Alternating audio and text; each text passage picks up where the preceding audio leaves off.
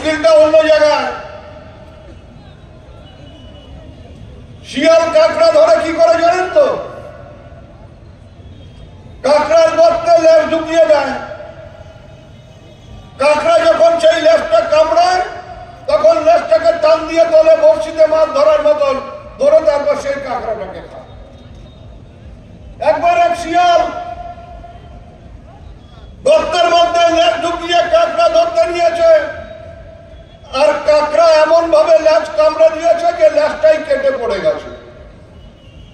এবার শিয়াল দেখলো যে সম্মান চলে যায়, আমার লেজ কাটা গেল, এবার আমি তো সমাজে কি করে মুখ দেখাবো।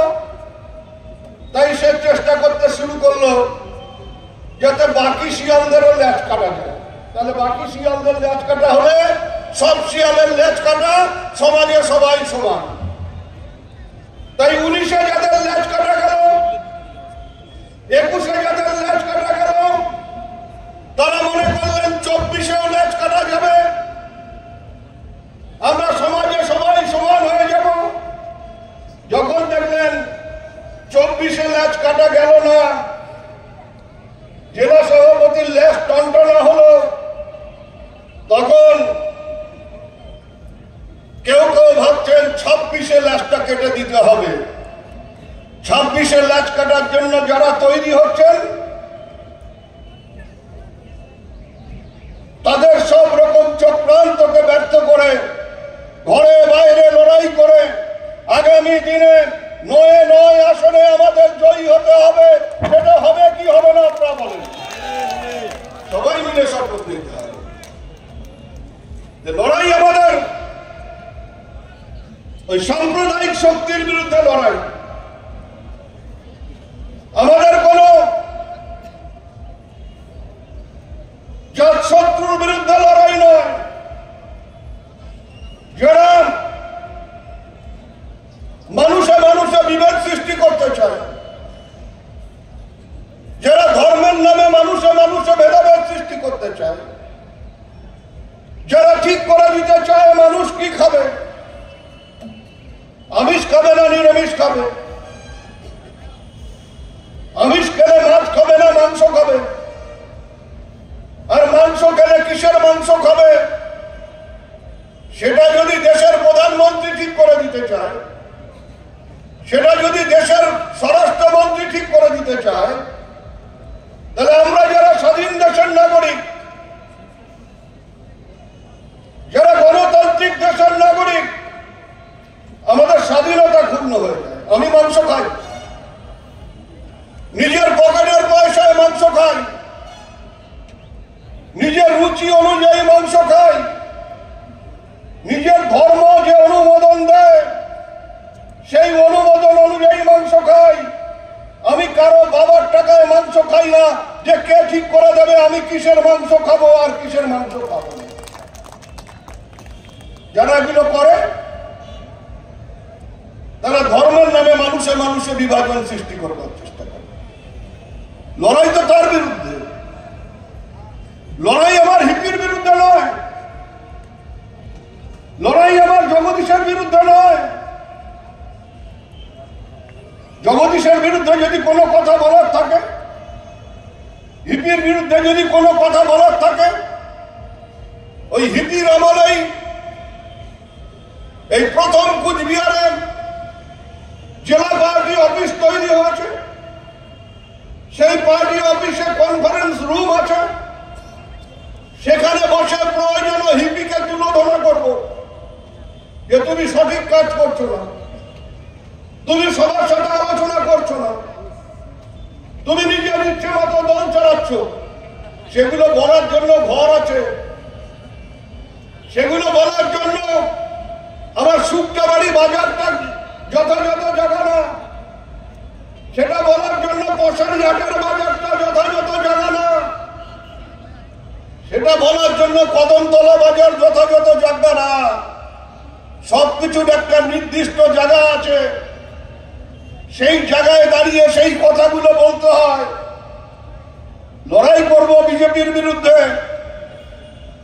তাদের সম্বন্ধে কোনো কথা বলবো না সবাই দাঁড়িয়ে। আর উদয়ন গুহ লাল না নীল সবুজ সেটা নিয়ে বিতর্ক সৃষ্টি করব। আর এমন ভাগ্যের পরিহাস যে দেখো, একজন মন্ত্রী একজন এমপি, দুজনেই একেবারে পুরানা লাল, আর দুজনেই কেউ কারোর সাথে কথা না বলিয়েই তো সোয়েটার পিন্দি যাচ্ছি একই রকম প্রায় লাল। আর এখানে আমার মা বোনেরা, তারা তো যতদূর চোখ দেয় বেশিরভাগই লাল। আমার গায়ের উপরে কি চাদর আছে কি সোয়েটার আছে সেটা বড় কথা না, আমার মনের ভেতরে দলের সম্বন্ধে কতটা ভালোবাসা আছে, দল সম্বন্ধে কতটা ত্যাগ আছে, দলের জন্য লড়াই করার কতটা মানসিকতা আছে, সেটা দিয়েই আমার বিচার হওয়া উচিত। কবে দলে এসছি, কবে দলে,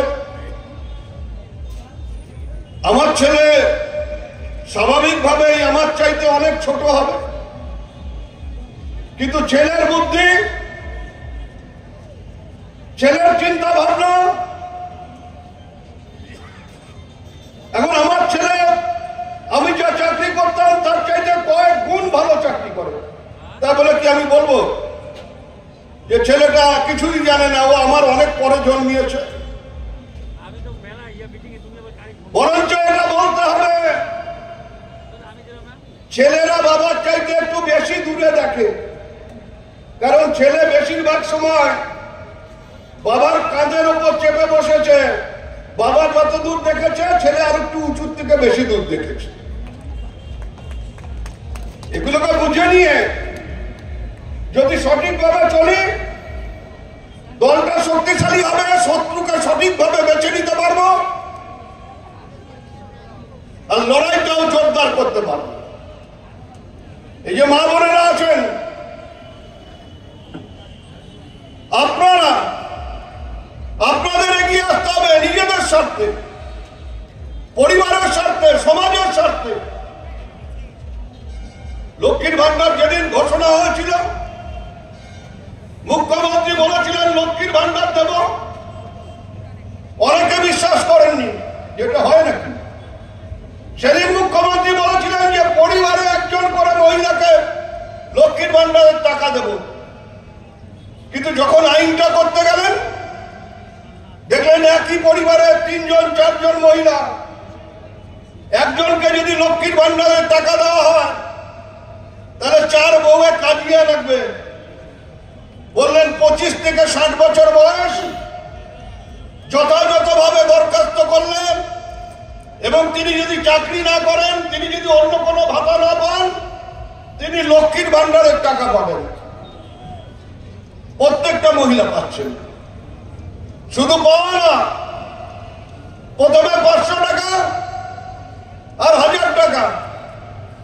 মুখ্যমন্ত্রী ঘোষণা করলেন যে 500 টাকাটা 1000 টাকা হবে, 1000 টাকা 1200 টাকা হবে।